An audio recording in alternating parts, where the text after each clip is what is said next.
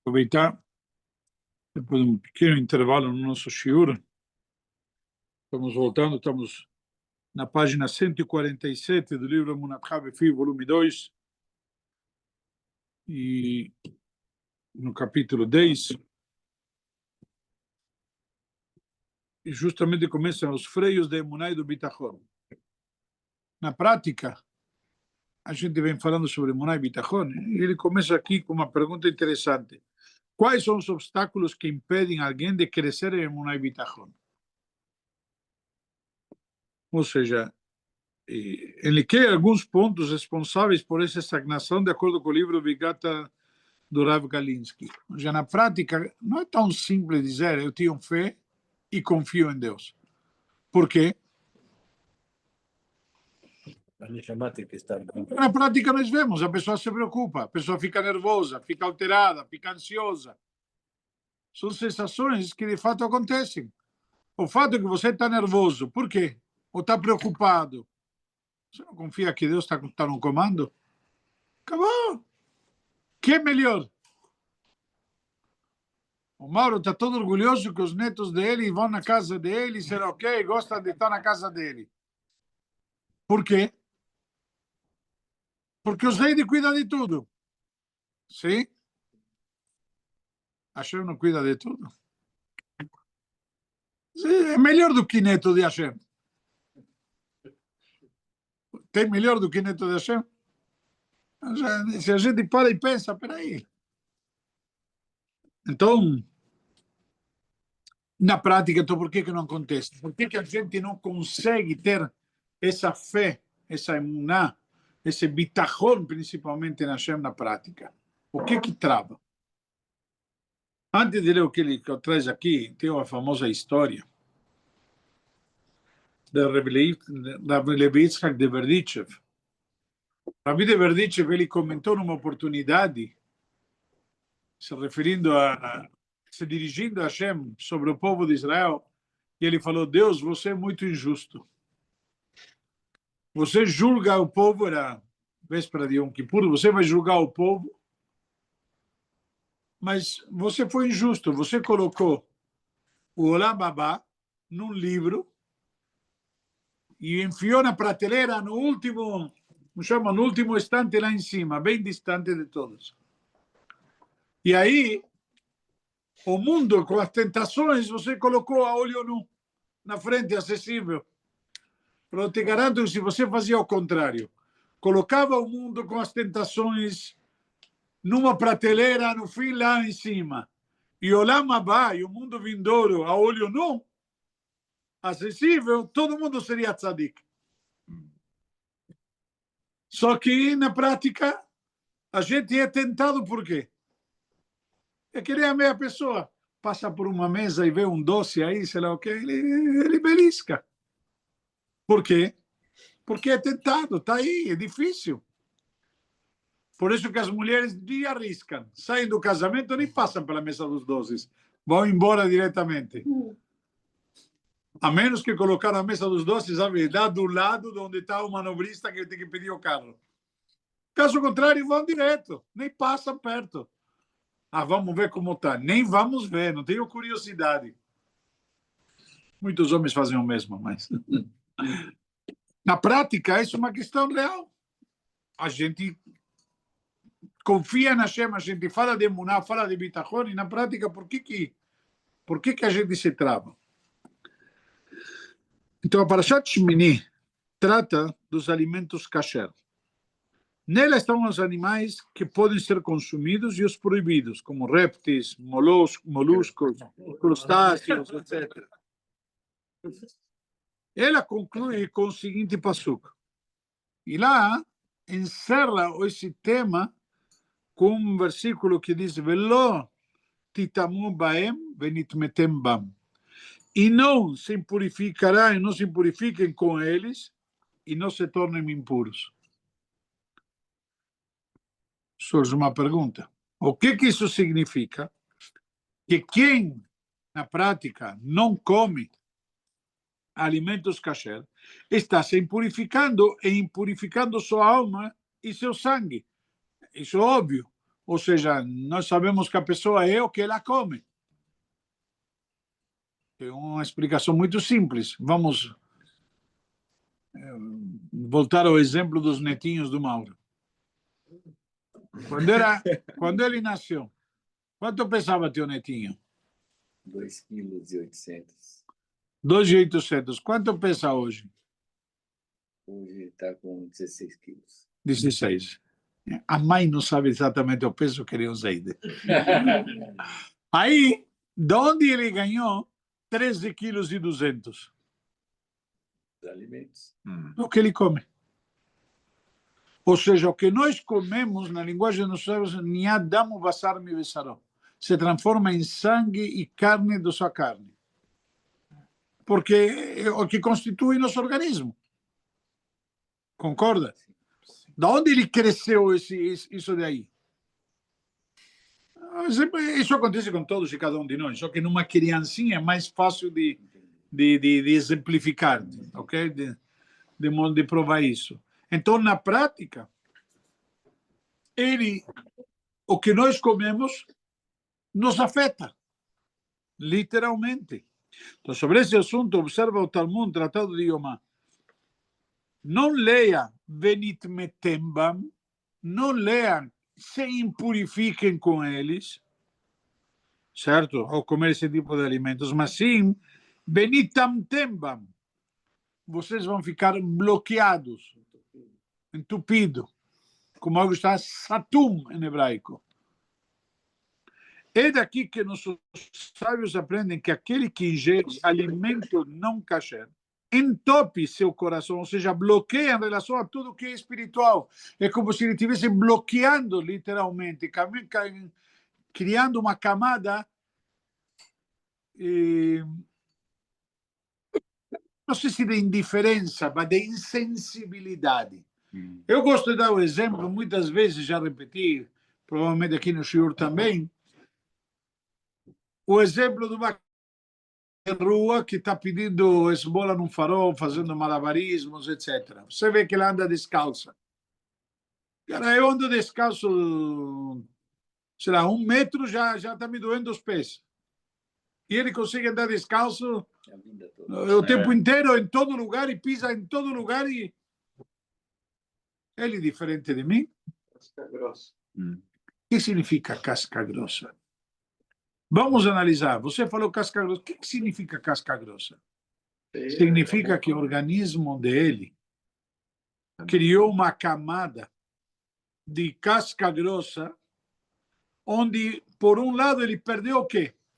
A sensibilidade. Ele não é melhor nem pior do que eu.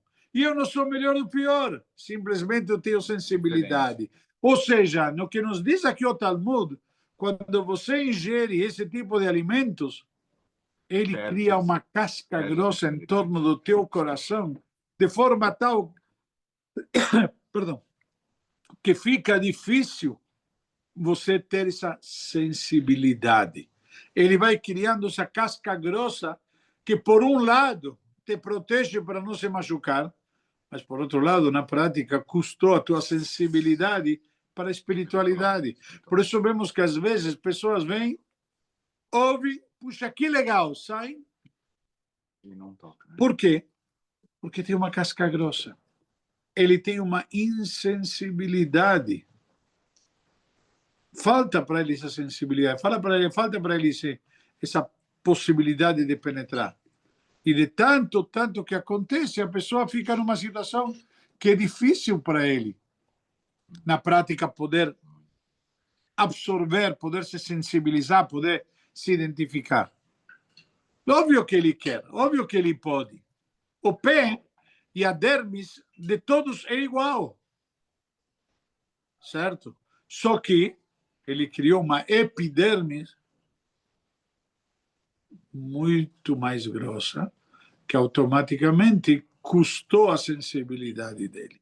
Só isso. Rabino, ele pode, mas talvez não queira, por causa da falta de sensibilidade. Por isso que estou dizendo. Não é uma questão, ele nem percebe disso. Entendeu? É querer essa criança que está correndo descalça, ela nem sente, ela nem sabe, ela não sente. Até o ponto que ela pode pensar, puxa, sou melhor que você, eu consigo correr descalço e você não. Ou seja, ela nem percebeu que percebeu a sensibilidade. O que ele acha que é uma vantagem, na prática é uma desvantagem, porque naturalmente Deus nos criou como?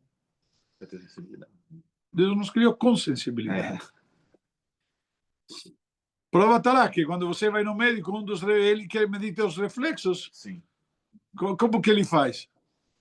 É simples. Agora, se você não tem sensibilidade, não vai ter os reflexos. Tá frito. Simples. Então, na prática, é daqui que nossos sábios aprendem que aquele que gera alimento nunca gera entope seu coração. Ou seja, ele cria uma camada grossa, uma casca grossa, ou seja, se bloqueia em relação a tudo que é espiritual. Então, isso pode acontecer e acontece. E não necessariamente uma virtude. Por exemplo, escreve Rav Galinsky, no Talmud Tratado de Orayot, está explicado que alguns alimentos são bons para que se tenha boa memória, enquanto a outros que levam ao esquecimento, mesmo ambos sendo kasher. Ok? Por exemplo, em relação a esses últimos que prejudicam a memória, estão aqueles cuja ponta foi roída por um rato. Perguntaram os alunos de Rabi Eliezer Agadol, Rav, por que o cachorro conhece seu dono, sendo extremamente fiel a ele, enquanto o gato é traiçoeiro? Então ele respondeu, vocês devem notar que aquele que comeu a comida tocada pelo rato é acometido de esquecimento. Já em relação aos gatos, que comem o próprio rato, é esperado que não se recordarão de seus donos sendo traiçoeiros como eles, respondeu Rabi Eliezer. Uma vez que os gatos, vamos dizer, o manjar deles são os próprios ratos, então eles esquecem quem é o dono. Só que surge uma pergunta, ele traz aqui. Por que a Guimarães escreve sobre esse assunto? Para que a Guimarães precisa me contar isso? Esse episódio, os alunos perguntaram para o rabino por que o cachorro é fiel e o gato é traiçoeiro. Desculpa, não é uma pergunta um tanto que o Talmud tem que cuidar disso? O que isso tem a ver com o estudo da Torá? Perguntou Rav Galinsky. É claro que há uma grande lição neste ensinamento do Talmud. Diz o Navi Ishayahu, o profeta Isaías nos diz, Yadash orkoneu vachamorevus be'alav. Ou seja, o touro conhece seu dono e o burro o coxo de seu mestre. Na prática, qual a diferença? São naturezas diferentes. Assim, devemos aprender também do comportamento dos animais, pois esse instinto de conhecer o dono foi Hashem que lhe deu. É o instinto do animal. O cachorro é treinado, é a natureza dele, é o instinto do cachorro. Por isso que tem gente que hoje em dia na sociedade prefere ter cachorro do que filhos. Pelo menos aqui abana o rabo quando ele chega em casa. Então, por quê? Hashem criou e deu isso para quê? Para nos ensinar algo. Inclusive o Talmud discute que na prática de cada uma das criaturas da natureza podemos aprender alguma coisa. Certo? A persistência de uma formiga.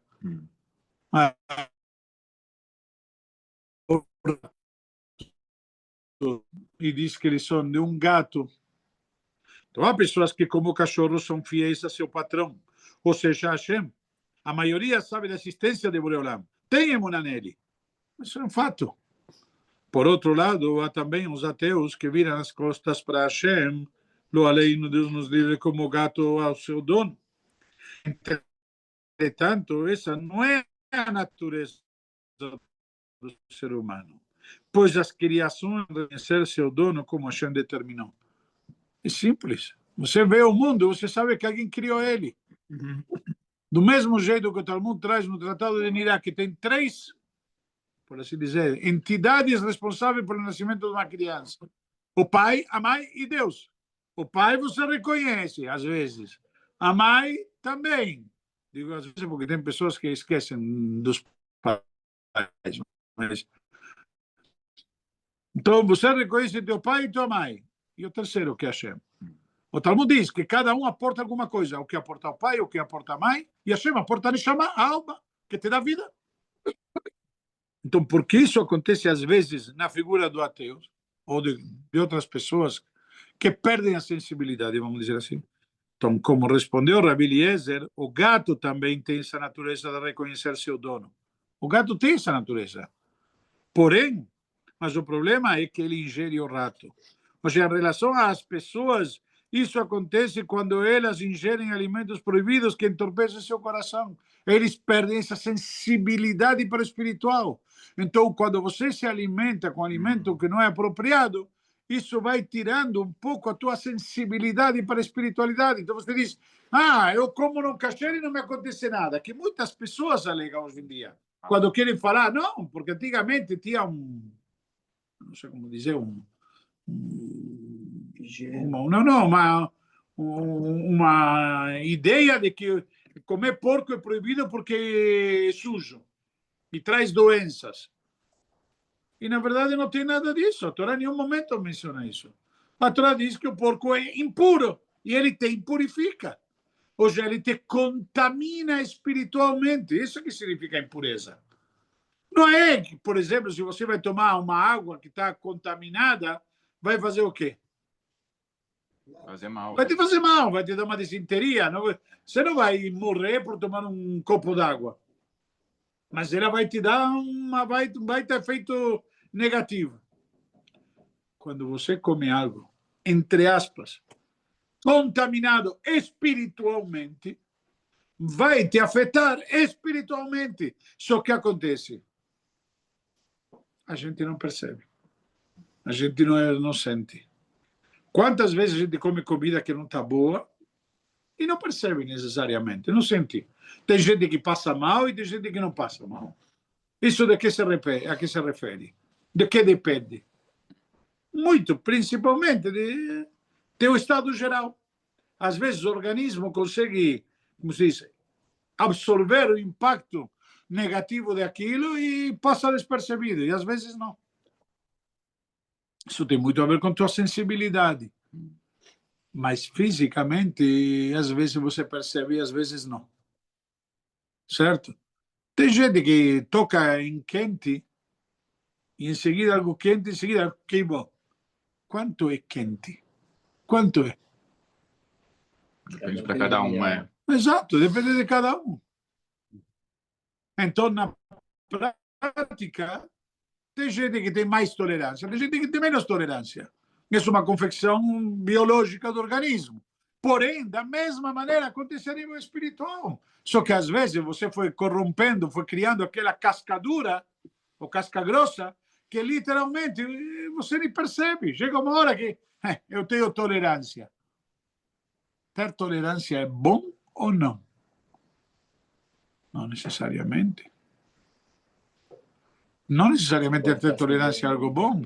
Vou ter um exemplo prático. A pessoa que tem tolerância a beber álcool. Qual é a chance que um cara que não tem tolerância fique bêbado? Qual é a chance? Pequena, né? É ínfima. Por quê? Porque passa mal. Passa mal, não consegue beber. Então o álcool não vai. Ele vai passar mal, mas não vai ficar bêbado. Agora, o cara que tem tolerância, não somente que ele pode ficar bêbado, ele pode virar alcoólatra. Por quê? Porque tem tolerância. Não percebe. Exatamente. Quando ele vai ver, já está para lá de Bagdá. É simples. A história do sapo na Exatamente. água quente. O sapo na água quente. Se você colocar um sapo numa água, em água morna, ele pula. Ele vai embora. Agora, você coloca o sapo na água fria e coloca o fogo lento embaixo. Mas quando você colocou, estava fria. Ele vai ser cozido.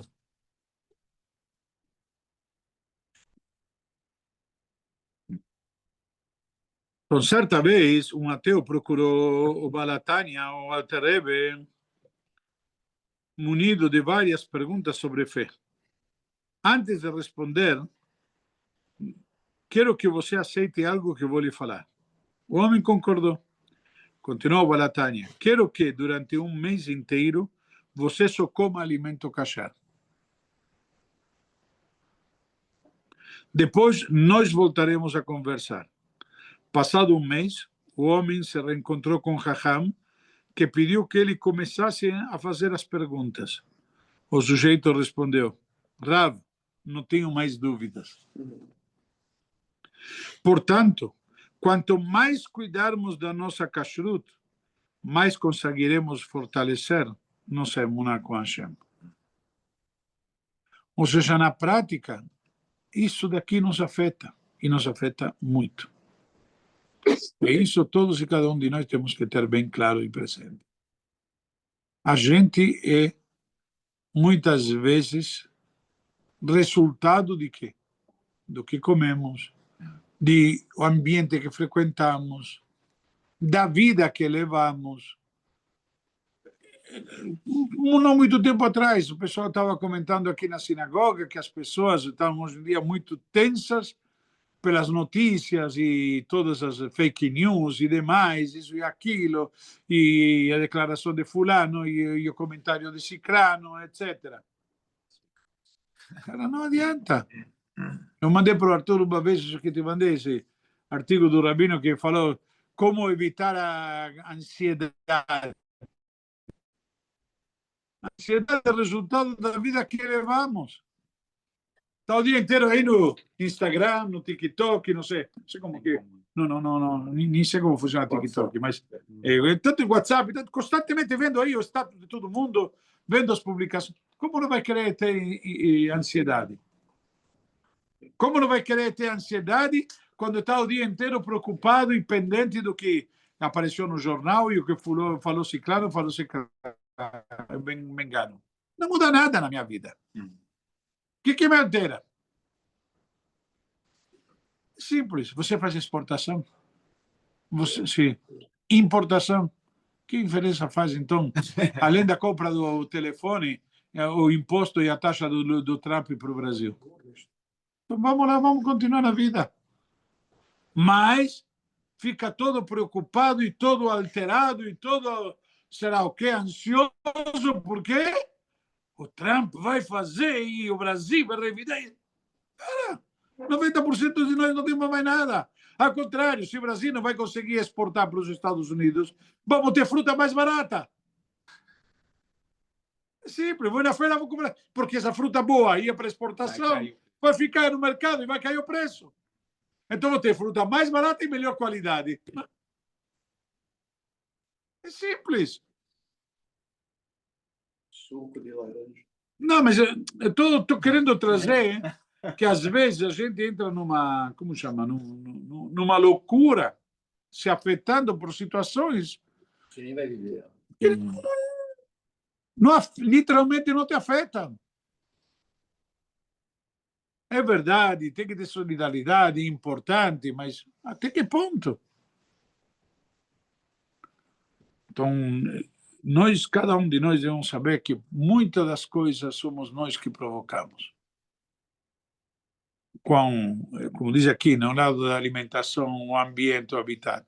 Você começa a levar uma vida, você vê que a pessoa que simplesmente começa a vir na sinagoga, etc., ele não virou religioso nem nada, mas vai mudando a vida dele. Eu conheço muitas pessoas que vieram para a sinagoga por conta de um Kadish. E a vida deles mudou literalmente. Parâmetros mudaram, conceitos mudaram, valores mudaram. Ninguém fez lavagem cerebral. É simples. Por quê? Porque devagarinho, como a gente fala no português, água mole em pedra dura, tanto bate até que fura. Alguma coisa vai entrando e vai refinando e vai te fazendo o quê? Mais sensível a essa espiritualidade. Te transforma um pouco mais espiritual. Onde antigamente estava muito preocupado com o quê? Com material. Chega uma hora que você para e pensa, não é tudo isso, não precisa de tudo isso. E a gente chega uma hora que, Maurinho, se você dirige carro X ou carro Y, vai te levar. Agora, quando o teu netinho vem e diz que vem dormir na tua casa às horas e quero morar com você, é melhor que o melhor carro. Ou não? Então, qual é a felicidade? Qual a alegria? É simples. Ontem à noite fui dormir, feliz da vida. Minha netinha queria, está em casa, minha filha está viajando. Aí vem minha netinha e fala, Zé, quero falar com a mamãe. Tá? Coloquei para ela falar com minha filha num vídeo. Tá? Desligou. Agora vamos dormir. Ah, mas falta meu beijo. Você não vai me dar um beijo? Ah, cara. Ele assistiu para dormir. Falta do beijo do Zé. Que mais? Que mais? Não sei se dá para entender. Já. A gente na vida está se levando por um monte de coisa. Agora chega uma hora que você começa a adquirir uma sensibilidade. Eu te digo uma coisa. Breno, você vai chegar a viver isso. Mas fala, tem algo mais doce do que Zezeide? Não. Tem palavra mais doce que te chamem de Zeide? Não tem palavra mais doce. Tem mesmo. É incrível. Literalmente, Emociona, não tem. Emociona. É? Essa é uma palavra que emociona a gente. E tem outra coisa. Só que você não soube isso até que virou Zeide. É nesse conceito. A espiritualidade é a mesma maneira. Nós não temos ideia enquanto não experimentamos. Quando você começa a experimentar, começa a ver que a vida tem um valor e um significado diferente. Passamos pela vida e a vida vai passando por nós de um jeito que a gente se perde. Com rancores, mágoas, vaidades, orgulhos. E? Para quê? Não, e depois de 50 anos, que você vai se olhar no espelho e vai dizer o quê? Para quê? Que ganhei. Então, Ah, não, mas eu tenho razão. Então você foi infeliz. Perdeu. Não é? Ganhou o quê? Eu perdi nada. É simples. Acho que cada um de nós pode pensar muito bem nisso. Vamos mais um, porque acho que o conceito, já que estamos vendo o que falamos, que é orgulho. sabe, como uma vida significativa, ele diz uma coisa, que lá no final de tudo, quando você realmente acordar, você vai ver que nada valeu a pena. Nada do que você deu valor valeu a Tinha pena, valor. que o valor é outro. Exato. Exato. Segundo a Guimarães, o Tratado de Arahim, uma das causas para o surgimento da tzarat era uma impureza que se manifestava fisicamente na pele da pessoa, certo? Mas era um estado espiritual que se somatizava. Então, uma doença de pele de fundo espiritual vigente na época do Beit HaMikdash, erroneamente traduzida como lepra. E o fato de a pessoa ser orgulhosa. Ou seja, o orgulho te levava a isso. Então, certa vez, o Hafetz Haim se encontrou com Rav Yosef Shlomo Kahneman, que era um grande rabino da Yeshiva de Ponevich. Era um dos alunos de sua Yeshiva, do Hafetz Haim em Radin, na Bielorrússia. E ele perguntou, Chacham, a Kadosh Baruch Hu ama todo Yehudi em qualquer situação e nível espiritual que este se encontre. Prova é que quando Am Israel estava imerso no 49 de graus de impureza no Egito, Hashem estava com ele. Até mesmo o Rasha, que tem fé em Boré Olam e coloca isso na prática, está com Hashem do seu lado. Certo? Hashem está sempre com você. Não te larga nunca. Então, só que há um tipo de pessoa de quem a Kadosh Baruch Hu não se aproxima. Só um. Como está escrito na própria Guimarães Masechet Sotá, que é o orgulhoso. Como diz Shlomo Amelech, diz o rei de Salomão, Toavat Hashem kol gvalev. É uma abominação para Deus todo aquele que tem soberba, orgulhoso de coração. Por quê? Pois eles afastam a Shekhinah de perto de si, eles afastam a divindade de si. Akadosh Baruch Hu diz, eu não consigo compartilhar com ele. Está no mesmo lugar. Por quê? Por quê? Muito simples. Você ocupa tanto espaço que não sobra nada para Hashem. É simples. Você, eu. Tem tanto eu que não tem espaço para Hashem. Rabino, o Hafetz Haim viveu em Israel também? Sim. Ah. O Hafetz Haim seguiu questionando. Por que essa pessoa é pior que o perverso e o impuro? Porque vimos que o perverso e o impuro, Deus está com eles. Quando o povo estava no Egito impuro, Deus estava com eles. Quando o cara é malvado, Deus está com ele. Agora, com o orgulhoso, não. Então, orgulhoso é pior. Sim ou não? Então, dá para acompanhar o raciocínio? Então, ele mesmo respondeu, porque o orgulhoso é um tolo e não tem conserto. Sendo orgulhoso, o sujeito age totalmente empurrando Hashem para longe dele. Não é a Kadosh Baruch Hu que se afasta do indivíduo, mas é ele que o distancia de si. Prossegue o Hafetz Haim, Hashem se encontra até mesmo em nossas impurezas, pois o impuro tem conserto, que é fazer tevilá e se purificar. O Rasha também tem esperança, pois pode fazer Heshbon HaNefesh, refletir de seus atos e voltar em Teshuvah para os caminhos de Boreolam, depois de receber eventualmente Isurim de Hashem, como quem diz, eventualmente, talvez, você se sujou, tem que se lavar, e às vezes tem que esfregar bastante. E assim seu coração será limpo. Mas esse não é o caso do orgulhoso, como afirma o Ramban Nachmanides em Ingeret Ramban, quando ele diz, você se orgulha de quê? De que você se orgulha? O que é o ser humano, finalmente? Gornicht. E completa o Pele Yoetz, o Rabi Eliezer Papo, que ele diz, o orgulhoso se vangloria de suas posses. Ele está orgulhoso do que ele tem. No entanto, se soubermos que nada é nosso, como podemos nos orgulhar? Uma pessoa disse uma vez, eu tenho tanto que ninguém consegue tirar de mim. Mas Deus pode tirar você disso.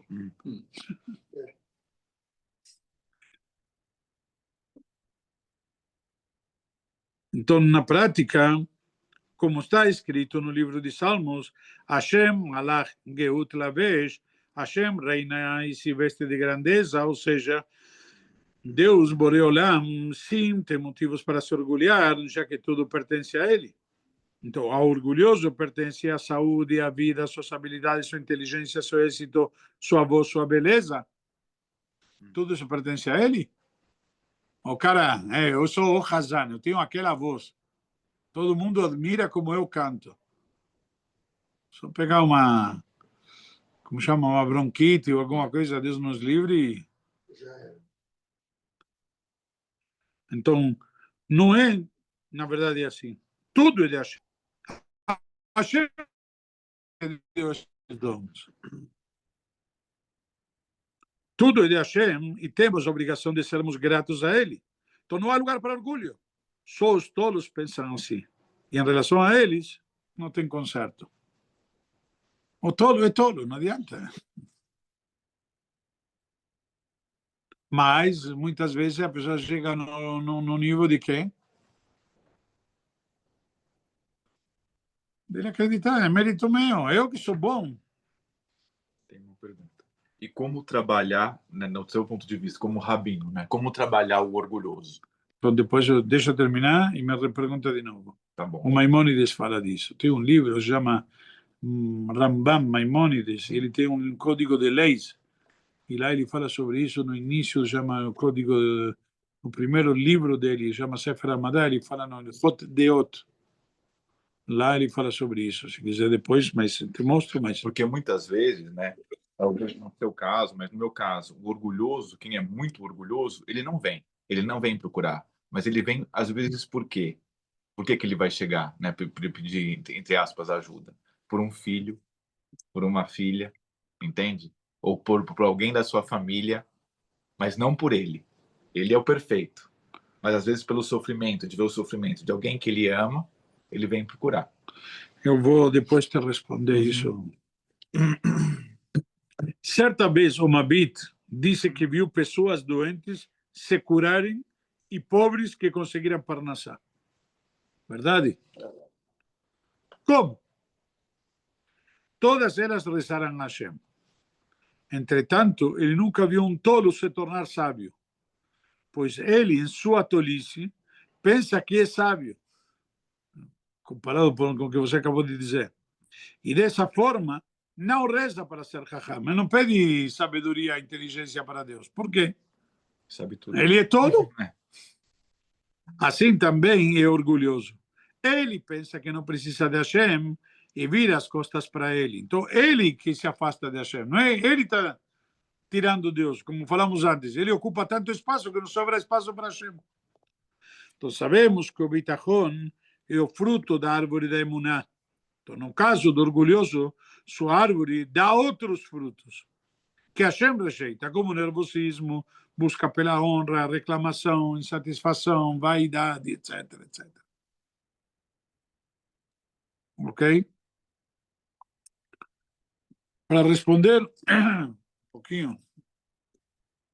um pouquinho que acabou de perguntar o Arthur, o Rambam diz quando você tem uma característica negativa, como por exemplo o orgulho, ele diz você vai para o outro extremo para chegar depois no caminho meio. E quando você na prática você está num lado aqui, quando você quer, o que você faz? Você puxa para o outro lado, aí vai chegando no meio. Entendi. Você já viu os dentes dos garfos? Muitas vezes tem um dente do garfo que está para um lado. O que você faz? Você puxa para o outro para ele chegar no meio. Sim. Que nem o obeso ir para o spa, né? Entre aspas. Mas depois, para quê? Não adianta ir no spa. Tem que Se ele não depois. aprender a adquirir novos hábitos, ele vai voltar a engordar tudo. Então ele foi para o spa, ele perdeu 14 quilos, ele perdeu uma grana preta e perdeu 2 semanas. Entendeu? Mas depois, em menos tempo, ele recupera tudo. Ok? Por isso que eu não vou no spa. Eu também. Não, mas tem gente, mas vocês tudo bem, mas tem gente que está no Bom dia estágio para todos. que é